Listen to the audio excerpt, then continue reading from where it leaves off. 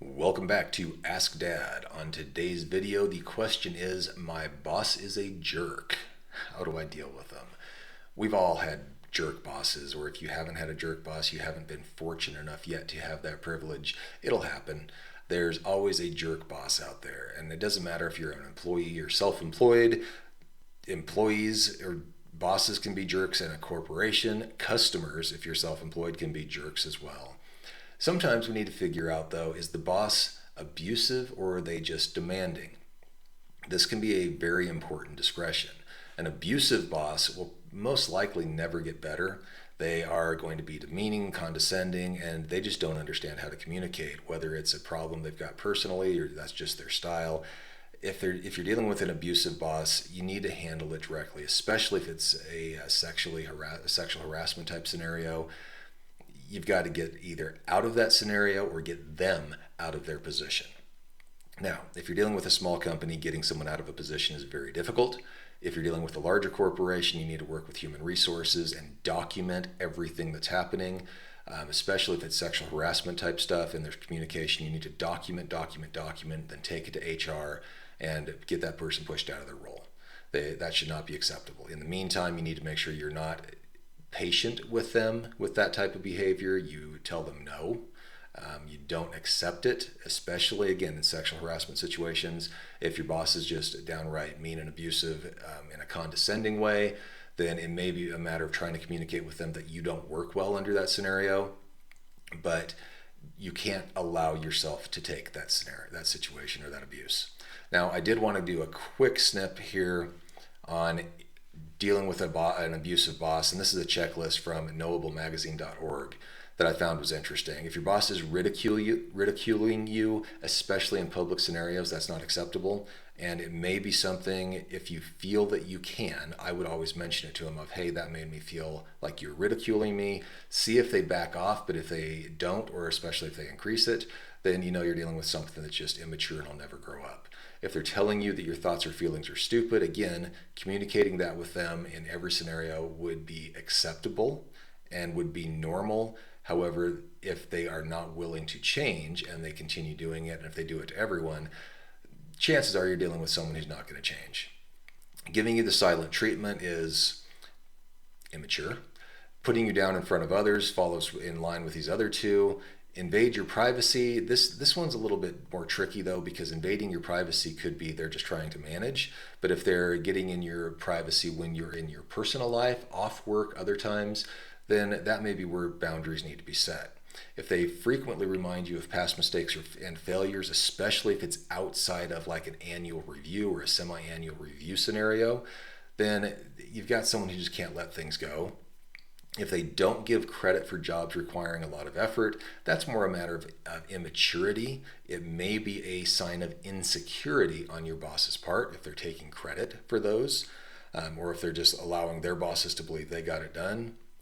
Blaming you to save him or herself embarrassment is a sign of someone that is very insecure in their role, most likely, or they're just immature and they're kind of jerks. Breaking promises, expressing anger at you when they're mad for another reason is a sign of someone who's unreliable.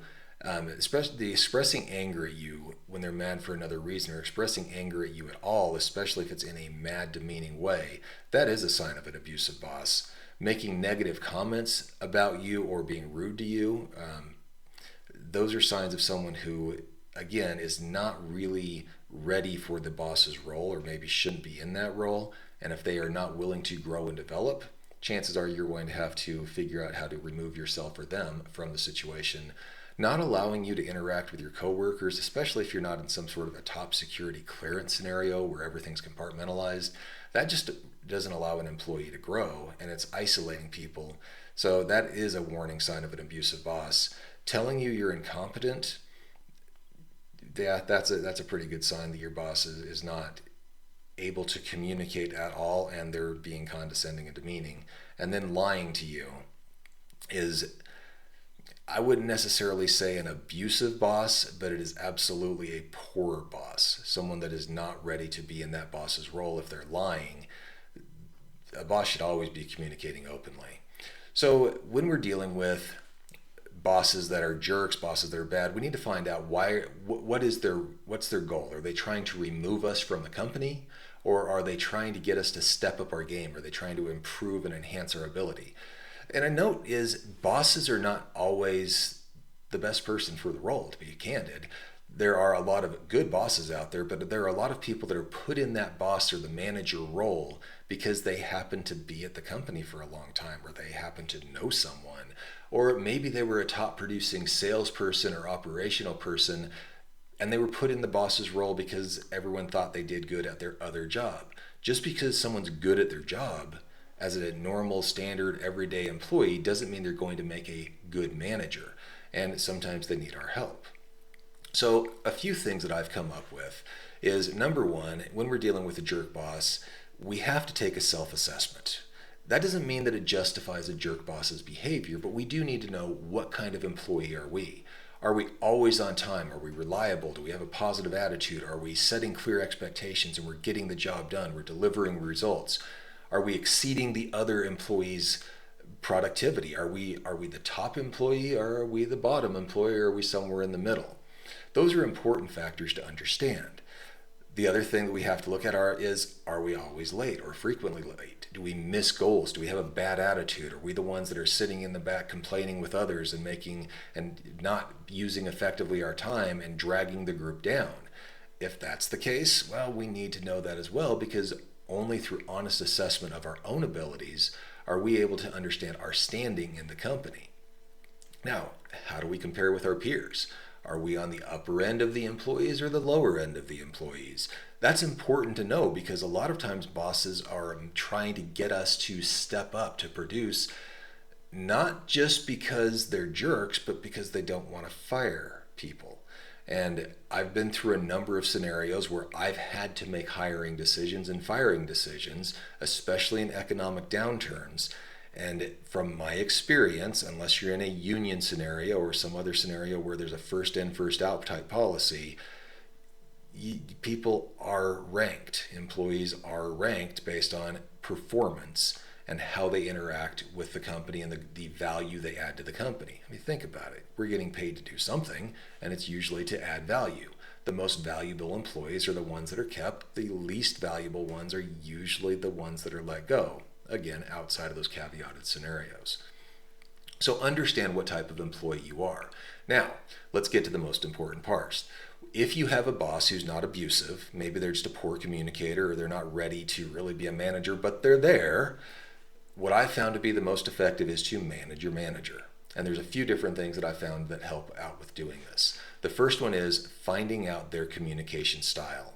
Some bosses like frequent communication. They like to know all the details. Even if they're micromanagers, if we're able to give them that information and give it to them quickly, they'll get off our back and go on to the next guy or next gal. So find out their communication style. They may like to have some positive reinforcement themselves. They may like to have goals set and then people deliver. If they know you're taking care of business and you're communicating it with them in an effective style, they're going to leave you alone. Communicate what you have accomplished. Bosses are generally, especially if they're managing multiple people, some managers have 20, 30 reports. There's no way they can keep on top of everything. So if you're able to effectively communicate with them on what's done, and that may be a simple weekly email, it may be just stopping by their office saying, hey, I wanted to let you know this is cleared out, here's what I have going on.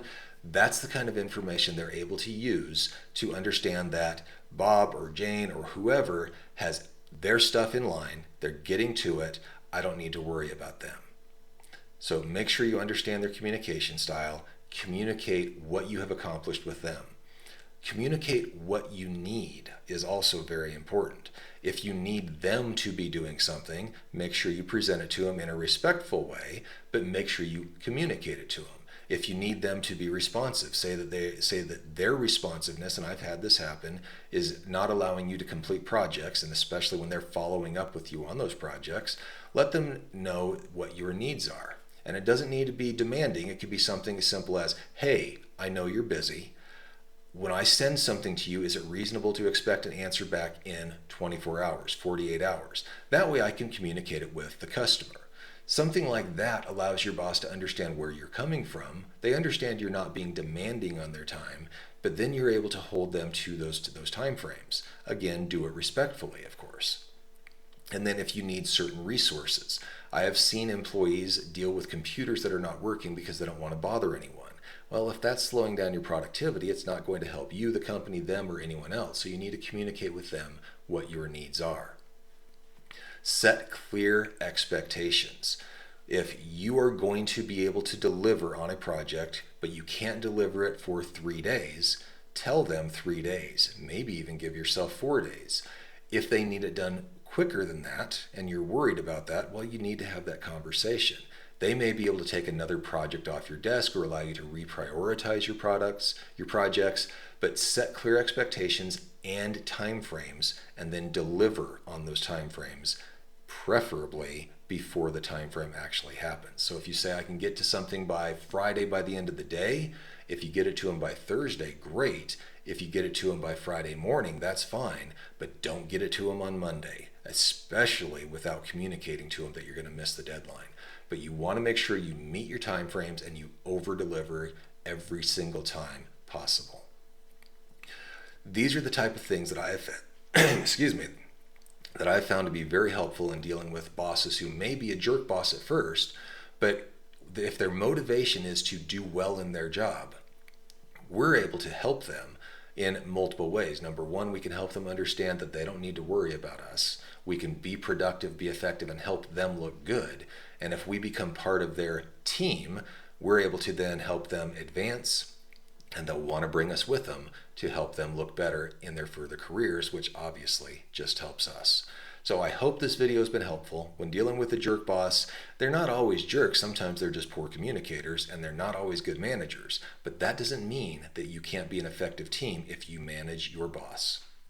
If this has been helpful, please feel free to like down below. If you like this kind of content, please feel free to subscribe to the channel. And if you know someone that could benefit from this type of video, please share it with them. Thank you, and we'll see you on the next one.